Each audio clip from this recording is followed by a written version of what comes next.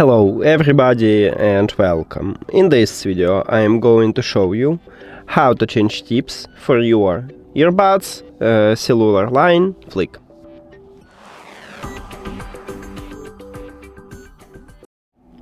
You have to start by remove the old ear tips.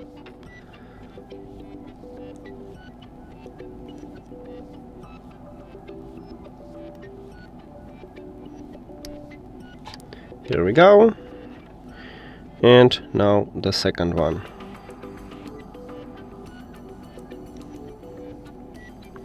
Then select new ear tip size, I'm going with this one, and then attach them.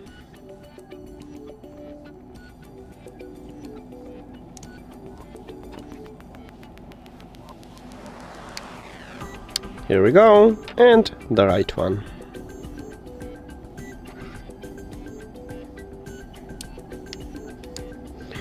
And that's it. Thank you for watching this video. If you found it helpful, please consider subscribing to the channel and leave the like on the video. See you later.